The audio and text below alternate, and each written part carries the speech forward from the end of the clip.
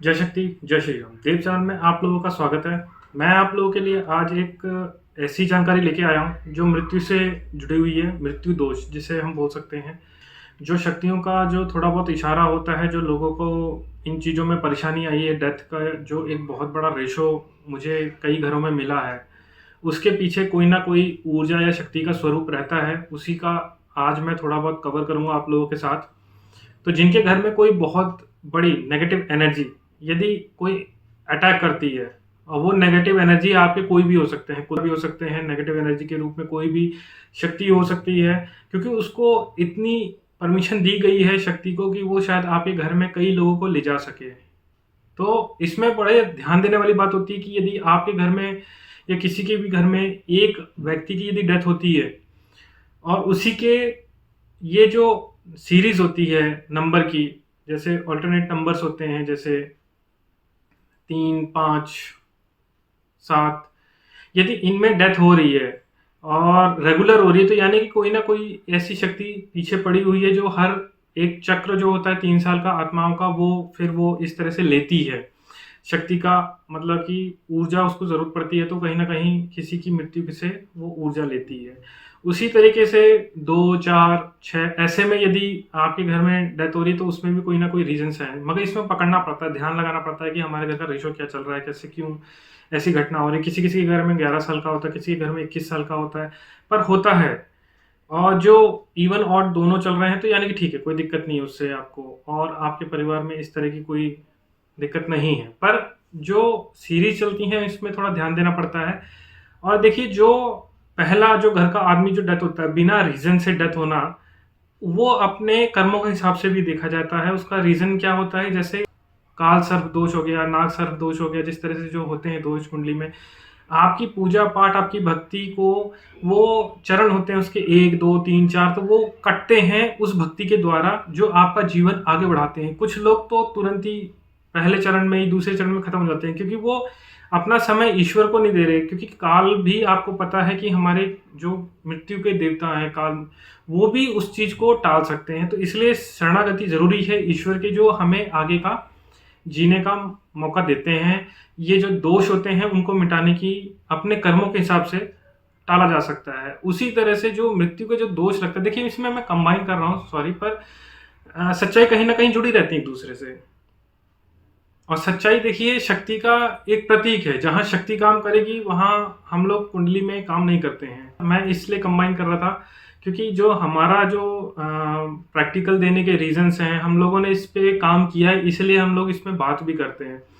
और जो हम लोगों ने इसका अस्तित्व भी दिया है इन चीज़ों में, जो डेथ का रेशो, किसी किसी के घर में एक ही परिवार के कई लोगों की डेथ हो जाती है, तो वो कहीं ना कहीं किसी रीजंस होता है, उसके पीछे कोई स्पिरिट भी हो सकती है, कोई नेगेटिव एनर्जी भी हो सकती है, या फिर आपने कोई नया घर बनाया हो, या फिर आपने कोई ऐसा कोई नया निर्माण किया हो, या हो सकता है आपके बिजनेस से कोई ऐसा ज़्यादा बहुत ही ज़्यादा चिढ़ गया हो कि जिसने, है ना, कई लोगों के इसमें हस्तक्षेप कर दिया हो, जीवन मृत्यु का खेल कर दिया हो, या फिर आपके कुल देवता बिगड़ गए हो। इसमें कई चीज़ें आती हैं, पकड़ना पड़ता है इसमें कि वो रीजंस क्या हैं, क्योंकि उसके सबूत मिलेंगे आपको। ऐसा नहीं है, हर चीज़ के सबूत मिलते हैं, शक्तियों के भी मिलते हैं, और बिना प्रैक्टिकल्स के बात हम लोग नहीं करते हैं।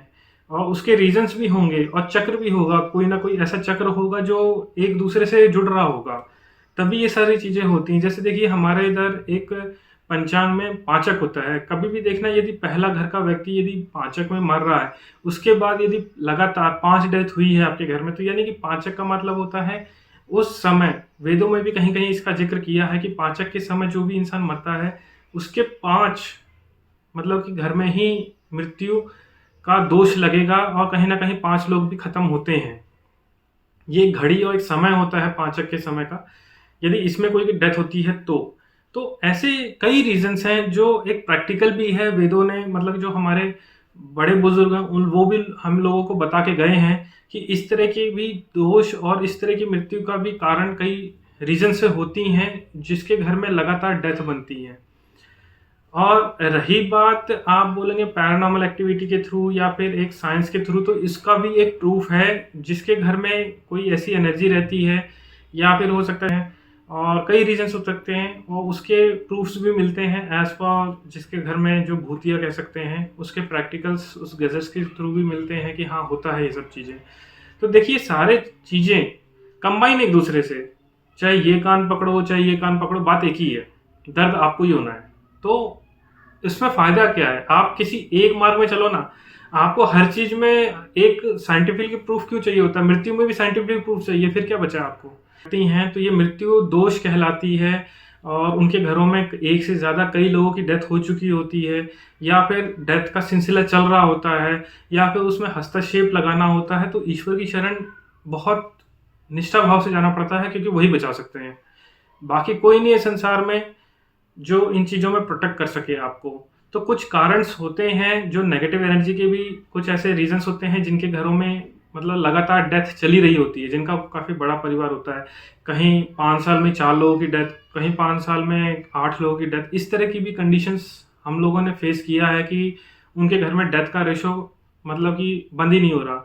इसमें डेथ के रेशो कई प्रकार के हैं। देखिए, एक अननेचुरल डेथ, जिनके घर में कोई भी बुढ़ा होकर मर ही नहीं रहा, कोई ना कोई रीजन से खत्म हो जाता है, बीमारी से, एक्सीडेंट से, कभी कुछ कभी कुछ, इसके कई रीजंस हैं। अब ऐसे भी घर के कुछ लोग मुझे मिले हैं जिनकी है ना मतलब कि मोर देन 50 को पार नहीं कर पा रहे, जो भी आ रहा है उससे पहले खत्म हो जाता है, कोई कैंसर से, कोई बीमारी से, कोई मतलब किसी ना किसी एक रीजन से, क्योंकि ईश्वर अपना रीजन नहीं लगाता कभी भी कि मेरे कारण ही वो खत्म हो रहा है। तो उसके अंदर मतलब परिवार में कोई बहुत बड़ी एनर्जी या बहुत बड़ी ताकत लगी हुई है कि जो उनको पूरा समय नहीं बीतने दे रही इस संसार में।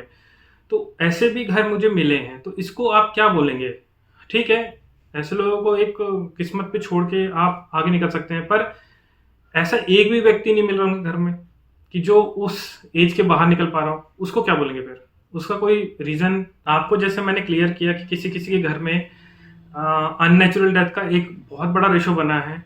यदि उसमें से एक दो व्यक्ति यदि उस एज से बाहर निकल जाते हैं, जो बूढ़े होकर मरते हैं, पर उनके घर के जो बाकी सदस्य हैं जिनका मैं रेशो गिना सकता हूँ, जिनके परिवार में यदि 7 लोग हैं, 7 में से सिर्फ 2 ही व्यक्ति सिर्फ उस एज को या 3 लोगों को मतलब कि 60 और 70 को क्रॉस करके पा रहे हैं और उसके अंदर ही बाकी लोगों की डेथ अननेचुरल तरीके से हो रही है, तो कहीं ना कहीं इन चीज़ों में असर पड़ता है, क्योंकि वो भी तो अपनी लाइफ लेके आए, किस रीज़न से जा रहे हैं, कोई ना कोई रीजंस होते हैं।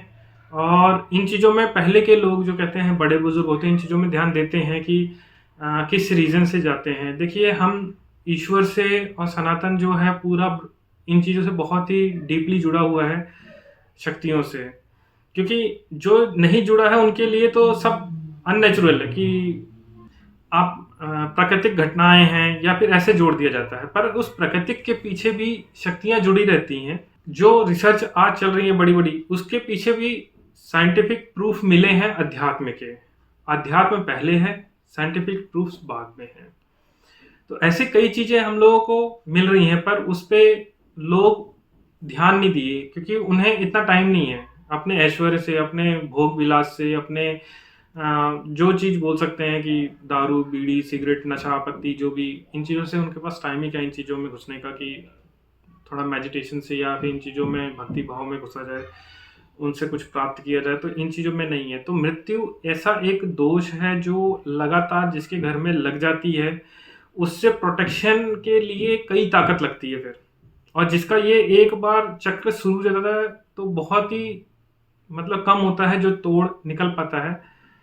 तो इन चीज़ों में थोड़ा आप सतर्क रहिए। ऐसा नहीं है कि भक्ति ऐसा मार्ग है कि काल को भी पीछे हटा देती है।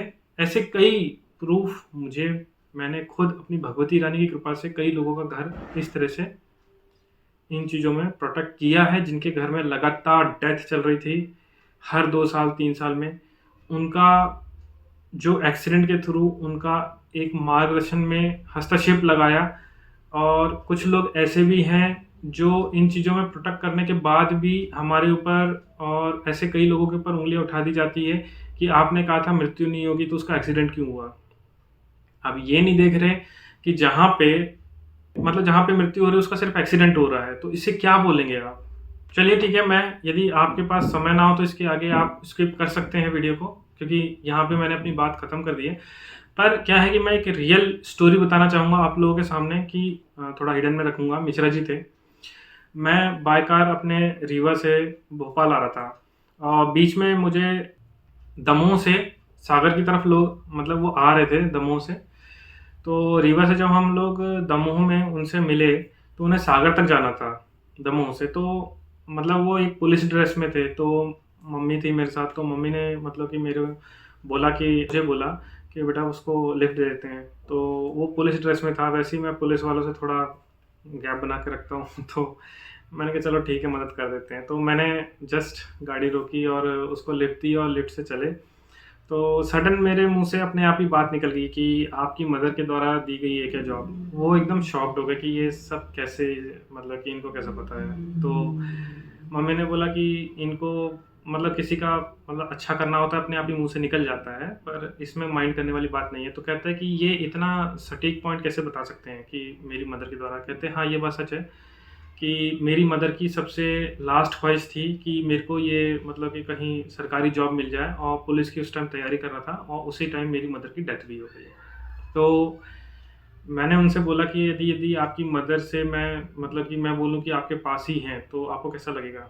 तो वो थोड़ी देर के लिए शॉक्ड रहे और रियल में उनका जो रिएक्शन था मेरे प्रति थोड़ा ऊपर नीचे ही था, क्योंकि वो जानना देख रहे थे कि ये कैसे पॉसिबल है। बट हुआ क्या कि मेरी भगवती रानी की ऐसी कृपा थी कि जो उसके ऐसे 2-3 पॉइंट और भी गिनाए और मेरे मुँह से आखिर में ये निकल गया कि अब आपके फादर का नंबर है, वो भी 1.5 साल के अंदर। तो वो पहले कुछ नहीं बोला, कहते यदि आप इतना कुछ बता सकते हैं तो डेफ़िनेटली आपकी बात सही होगी, पर उसके लिए मुझे क्या करना पड़ेगा? तो मैंने कुछ उपचार दिए कि आप ऐसा-ऐसा करिए, तो आपको मदद मिलेगी। वो सागर तक आया और सागर के बाद वो हमारे काफ़ी ज़्यादा पीछे पड़ गए कि हम आपका बिल पेमेंट करेंगे और ऐसा-ऐसा। तो मैंने कहा देखिए अभी तक तो मैं माता रानी की कृपा से मैं थोड़ा जल्दी में हूँ, तो इन चीज़ों का मैं फ़ॉर्मेलिटीज़ पे बिलीव नहीं करता, मैं निकलूँगा यहाँ से। तो मैं हम लोग आगे निकल गए, उसको ड्रॉप कर दिया। और ड्रॉप करने के बाद जब वो रियल में मतलब उनके साथ हो सकता है कि ऐसा मतलब कि जो मैंने 1.5 साल का टाइम दिया था और शायद 10 या 8 महीने बाद ही एक्सीडेंट हुआ। उस महीने बाद उनका फ़ोन आया मेरे पास और बोलते हैं कि देखिए, आपने तो बोला था वो मतलब कि जो एक्सीडेंट होगा और वो इस दुनिया से तो चले जाएँगे, इस तरह से आपने बोला था। मैंने कहा, "हाँ जी, तो बताइए।" तो कहते हैं कि आपने तो बिल्कुल ऐसा हमने पूजा भी कराई, इतना कुछ कराया, फिर भी आपने है ना इस तरह से मतलब कि क्यों मतलब हुआ उनके साथ। वो मुझे एक्चुअली फ़ोर्सफुली ऐसे मतलब बात करने का तरीका उनका ये था कि ऐसा क्यों हुआ? आपने मतलब ऐसा नहीं होना चाहिए था। ये सब क्या है ये सब फिर? तो मैंने कहा देखिए पहली बात तो है ना, आप पूरी बात मुझे बताए नहीं। तो कहते कि हाँ, मैंने पूरी बात नहीं बताई, एक्चुअली मेरे फ़ादर का एक्सीडेंट हुआ और मोटरसाइकिल के 2-3 टुकड़े हो गए थे। ट्रक के साथ हुआ था। तो मुझे भी थोड़ा बहुत मन ही मन में थोड़ा माता रानी का नाम लेके हँस रहा था कि देखो कैसे भी ऐसे भी संसार में मूर्ख व्यक्ति हैं कि इतना बड़ा एक्सीडेंट होने के बाद भी उसके फ़ादर ज़िंदा रहे। तो उसने खुद ही बताया, कहता है कि आईसीयू में 1 महीना रहे, उसके बाद वो अब ठीक है। तो मैंने कहा इससे अच्छा क्या है? जहाँ पे मृत्यु लिखी है, जहाँ पे उनका डेथ लिखी है और वो चीज़ जीवन दान मिल रहा है आपको, उसमें भी आपको सैटिस्फैक्शन नहीं है उस पूजा से। तो कहते नहीं वो ऐसा नहीं होता है, पूजा-पाठ के बाद ऐसा नहीं होता है। तो मैंने बोला कि चलिए ठीक है, आपका कुछ नहीं हो सकता। तो मैंने कहा कि नेक्स्ट टाइम से आप थोड़ा सोच समझ के मुझे कॉल करिएगा कोई बात नहीं सीताराम। तो ऐसे भी लोग आते हैं, तो इसको क्या बोलेंगे? जिसका जीवन देखिए बच भी रहा है तो एक्सीडेंट तो डेफ़िनेटली होगा। और जिसके जीवन में एक्सीडेंट लिखा है, उसके जीवन में कहीं न कहीं ब्लड, चोट, खरोंचें आएँगी और जिसके जीवन में खरोंच, चोट लगी है, उसको बुखार, फ़ीवर आएगा और जिसके जीवन में बुखार, फ़ीवर आया है, तो उसको कहीं न कहीं एक छोटी-सी छींक, जुकाम में कन्वर्ट हो जाएगा। कन्वर्ट होने के लिए कुछ ना कुछ तो चाहिए ना शक्ति को। ऐसा थोड़ी कि आपको वो अमृत बना के आपको है ना सर में बिठा के चलेगी, भैया हाँ, मैं तो धरती में पैर ही नहीं रखूँगा, मैं तो उड़ के चलूँगा अब तो संसार में। प्रभु राम भी ने भी ऐसा नहीं किया। जगतपति हैं वो। ठाकुर जी महाराज ने भी नहीं किया ऐसा। इस ब्रह्मांड का कोई भी ऐसा जो चमत्कार दिखाने आया होगा तो उसने भी नहीं बोला होगा भैया मैं तो धरती में पैर नहीं रख के चलूँगा। तो भैया ऐसे लोगों को क्या बोला जाए? इसलिए कहते हैं कि जितनी बुद्धि होती है ना इंसान उतना ही उसका विवेक होता है इन चीज़ों में। तो ये है शक्ति का खेल जो इस मतलब ये सही था। मुझे लगा ये स्टोरी आप लोगों से शेयर करने लायक है। तो आप लोग कोई बात नहीं, आप लोग जिस तरह से इस चीज़ को सोचें कि मृत्यु का जो चक्र होता है उसको हस्तक्षेप लगाने के लिए एक ही इस ब्रह्मांड में पूरी शक्ति है, वो महाकाल है। जो महाकाल की शरण में है, उसे काल भी कुछ नहीं बिगाड़ पाता। तो जय महाकाल।